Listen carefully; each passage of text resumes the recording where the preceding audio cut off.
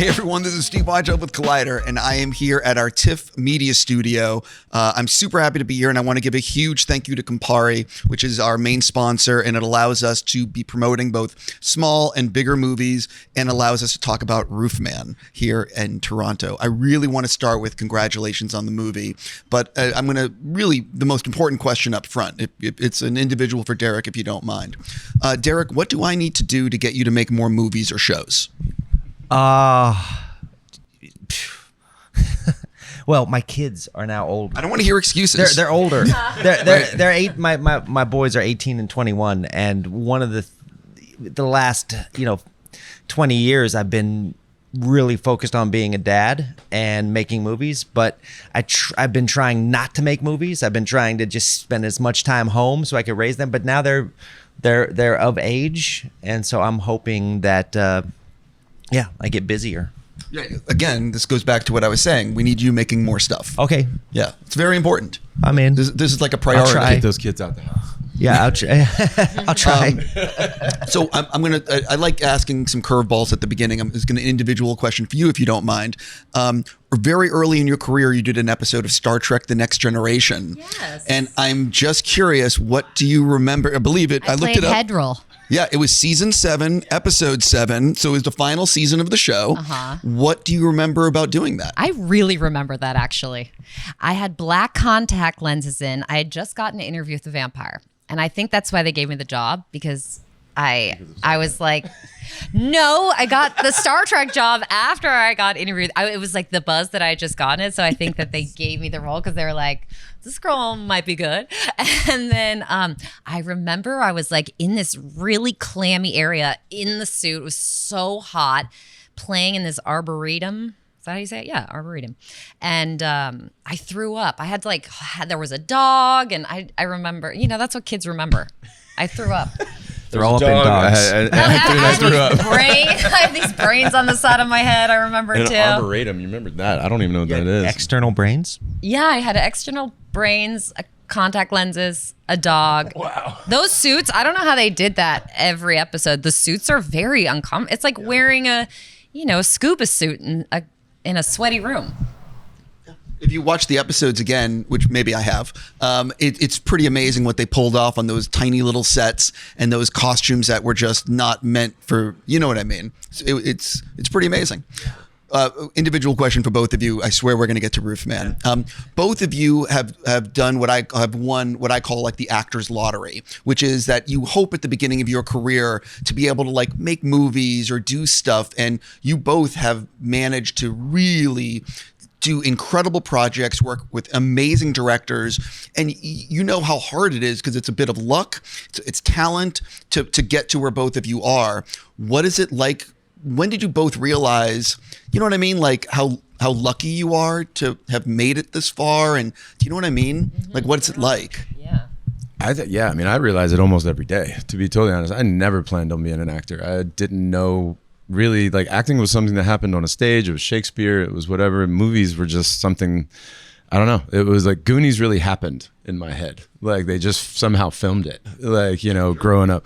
So I didn't really until, I don't know, I was 24, and then I got a commercial, and I was like, this is way more fun than standing and flexing naked in front of a camera, because I was a model. And so I was like, I threw myself in acting classes, and somehow, I think I did most of my acting like lessons on a job. So I truly won the lottery as far as like being able to get a job before I had any clue what I was doing actually in front of the camera at all. So just, a lot of luck and then hard work and just staying at it, it was really just it. Yeah. I feel very grateful. I mean, the people I've worked with, the experience of this movie, I felt like immediately we had each other's backs, Chan and I, and like you don't always get that feeling where immediately you have trust. And I just loved working with both of these guys so much. I really appreciate it. And I've only met you one other time before. It was at a screening. I met you very, very quickly, and then we actually didn't meet before our very first scene. But I was terrified to get to act with her because she's a beast of an actress. So but I was nervous too. I was nervous. Terrified. I was nervous. Absolutely terrified, but I think it worked in the scene, so it was good. So a lot of people have seen the trailer and know what it's about, but there's going to be a lot of people watching this who aren't actually familiar with Roofman. I hate doing it, but like, how have you been describing the film to people? Oh, wow. I'm gonna let you do it. I mean, geez, what's Better it about? with words. I mean, it's a crazy story. It's a real story. I heard about this guy, Jeffrey Manchester. He had robbed 45 McDonald's. He was a military veteran. He couldn't make ends meet, so he decided to start robbing these McDonald's. He robbed way too many. He got his family like a nice house. Then he got arrested. He got sentenced to 45 years in prison. And he broke out of prison, and while he was evading the police, he hid inside a Toys R Us for 6 months. And I was looking for something else, after I had made a series of like deadly serious movies, and I was really looking for something that was going to be a little bit, different. I love comedy. I started to think that like comedy and tragedy are the same coin, and I was thinking that maybe this story I could tell was like if you flip that coin up in the air and it spun, that you would see comedy and tragedy as it was like spinning at the same time. And I felt like Jeff's story could be that. So I started talking to the guy. He's currently in a maximum security prison in North Carolina. I've had like maybe 400 phone calls with him over the years. Channing's talked to him a bunch. Talked to everyone in his life that would talk to me, and just kind of found this movie, this real life, larger than life story. I mean, if I would have just written this story just out of my imagination, it would never have worked, because you would never have believed it. We would have been on set and there was no way we could have we could have done the scenes, but everything in the movie actually happened. And we recreated it. After shooting the movie, I know I talked to Jeff on the phone and I told him, man, I'm exhausted. Your life, like, I only replayed your life, but you lived that thing, and I can't imagine what he went through. Yeah, when you're watching it, you can't believe, like, I truly was like, how is he leaving the Toys R Us and coming back, and he's going to church? Like, how is this happening? It's crazy. But so listen, I grew up with Toys R Us. I went to Toys R Us as a kid. Yeah. I'm thinking about the commercials, and I just have to know, like, for me, it really fucking sucked when that store closed. Yeah. Like, I loved it. And sorry for my language, but it sucked. It did fucking suck. Yeah, like, and so what was it like? Wasn't Tickle Me Elmo the downfall?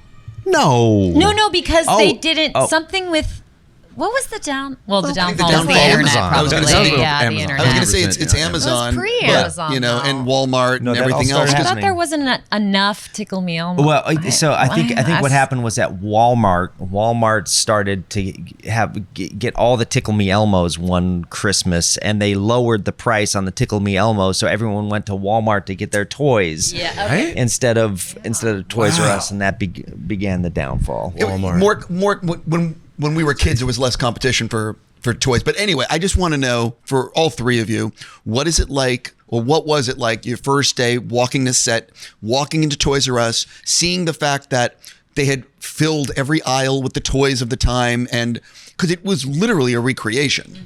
I mean, the first day that I got to like North Carolina, I literally went to the store. He was at the store. I went to the store, walked in, and I genuinely got emotional. Like, down from the tile on the floor to the registers.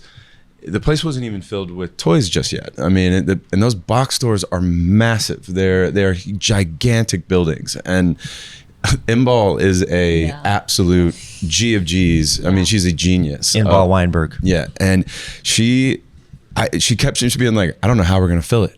I don't know how we're gonna fill it. Like, cause she's like, we've brought like 15 trucks in and we're not even like a third full of this thing. But she did it. And like you could walk down any single aisle and every single thing was from like the real era, the real, like one of the set like crew, his dad had collected like X-Men from the year of like, I think 1989 to like 2000 and he had this whole entire collection. So they bought the collection from him and made the entire aisle of like X-Men and He-Man and whatnot from actual real, the packaging, the whole thing was all not recreated. It was real from the actual period. It was wild to like experience. It was like walking through a time machine every single day, and you could shoot 360. There wasn't any part of the store that was fake, like that you just couldn't shoot at. Like it was just incredible. It was a fully functional store. Yeah. And Kirsten had to work there.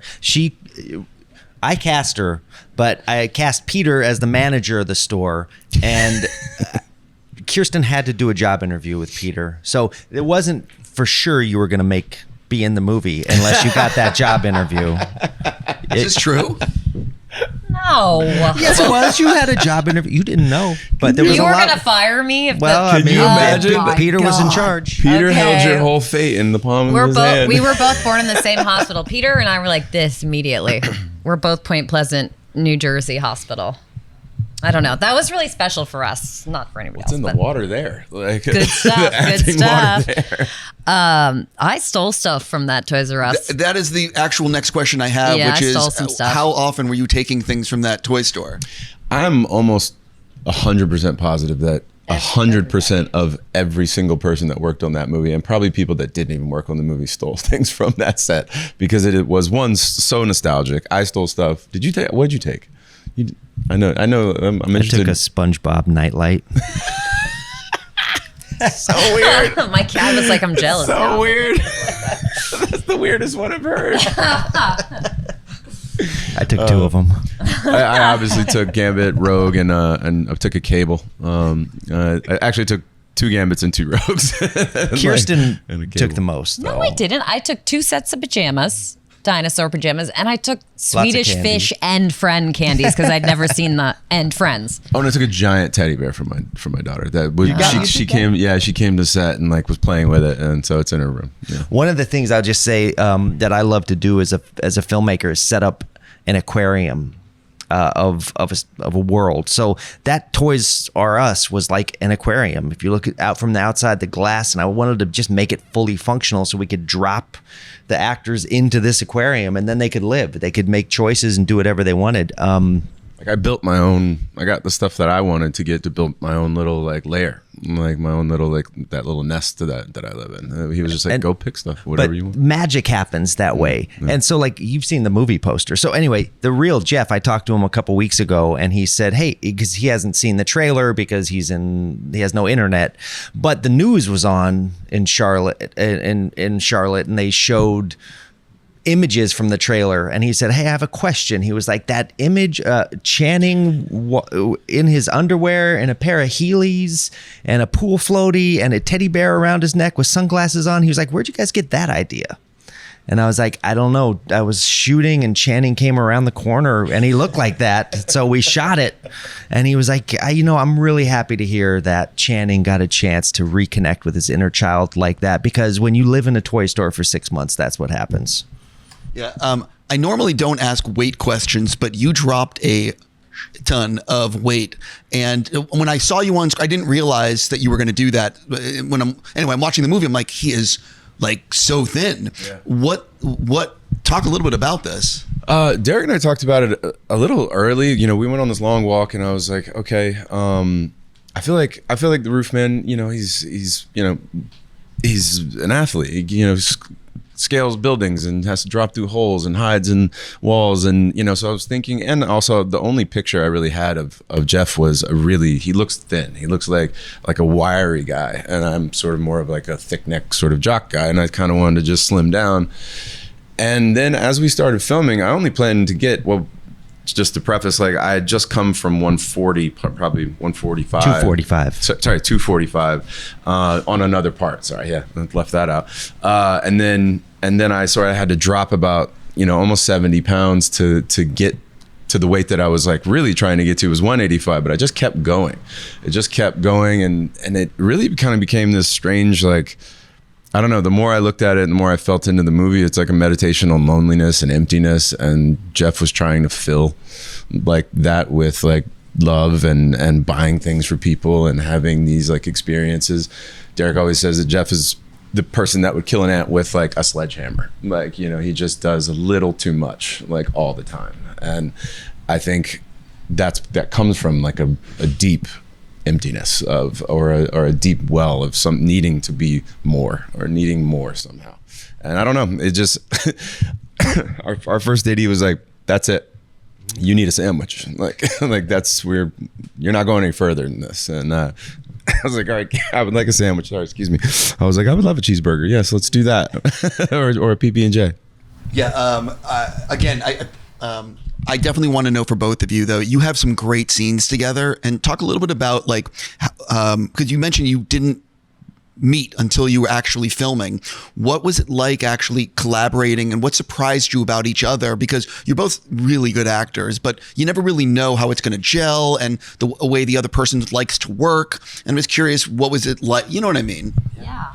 He's the master of putting us together. I think he knew that probably that we would, you were probably like, these two are going to get along. Liz is a good, right? I mean, I love you both so much, and I was like, how could they not? They're too awesome. Like when you have two friends that you love so much and you want to put them together and you want to see what happens. I thought you guys were the perfect match in a movie. I was just like, we were immediately very vulnerable with each other because there was no other way to be. No. I mean, this is a love story, and they felt really in love. So there was no room for anything but honesty and I think I had to say, just like this reverence for her as like, not knowing her, but just knowing her energy and like the world in which you make judgments on people. But I really went in wanting to just make her like me. Like, I was just like, I just want her to like me, and that was and I think but that's where it started, and that's usually what happens in relationships. You have a connection with somebody or a spark with somebody, and you're just like, I just want them to like me, like please just like me, and then you see what happens after that. I think that's though like probably a little bit of unconsciousness for your character, because I felt that way too. You know what I mean? The way that the scenes are written, we're both like that. Yeah. Like, I want him to like me. I want her to like me. It is like that. Yeah. I'm just about out of time, but I do have an individual question for each of you, if you don't mind. I'm a big fan of Ruben, and you did The Entertainment System Is Down. What can you tease people about that project? Because I'm so curious. I'll just start with that. I don't even know what to tease. I mean, from the end of January till the end of May, I was on an airplane. So, with minimum 20 takes. So, a shot. So for every shot, except maybe not for one. But don't tell that around Derek. Like just don't do that. He's like, I can do that every shot. I can do that every single shot. Yeah, I know his method. Ruben's method. Well, I understand it. Yeah, he talks about everything. Yeah, Ruben. I understand. I mean, he explained the entire movie. It's on YouTube on like Berlin, the entire film. I didn't realize it's all out there. I almost don't want to. I don't actually want to see that because I want to see the movie without knowing. Mm-hmm. Yeah, I'm in Roofman mode. So when you said that to me, I was like, that was a good answer. What? That was a good tease. Okay. You're on an airplane from January to May. I was. That's a good tease. How would you feel? 20 takes. Minimum for each shot. That's the tease. That's the tease. Yeah. You probably know where I'm going with this, but I heard you could be in an Avengers movie, and I'm just so curious. You really it went from never playing the role again to people freaking out over the delivery of the dialogue and your performance to now being in an Avengers movie in the MCU. Like, what has it been like filming that? What can you tease about it? And what was it like actually that first day on set when you're most likely working with all these other people? Yeah, I mean, it happened on Deadpool Wolverine. I mean, I got to literally look I came to set, and I've seen Ryan in his Deadpool, but I hadn't seen Hugh as Wolverine. And then I show up on that set, and then I'm in Gambit. I feel like I'm like cosplaying my childhood essentially. And then I look over and I'm like, oh, there's Wolverine.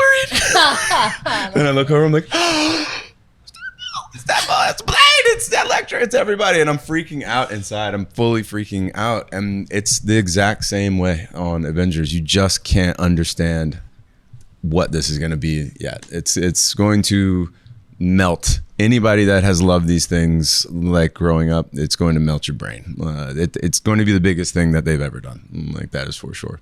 Have you finished filming, or do you still have more? Nope, still got more. Got more. Wow. Yeah. Oh yeah. Lots more. So he hasn't said this, but that means you actually have a good sized part in the. Oh no, I can't say that. I can't. I definitely can't say that. I'm joking around. I wish. I'm joking around. Marvel. They'll I'm joking around. No, I'll just keep it going. I'm really excited though, because like the rest of the planet, I loved your work in. You know what I mean? Like, you were so funny, and you guys, I'm assuming, saw it. Maybe. What movie?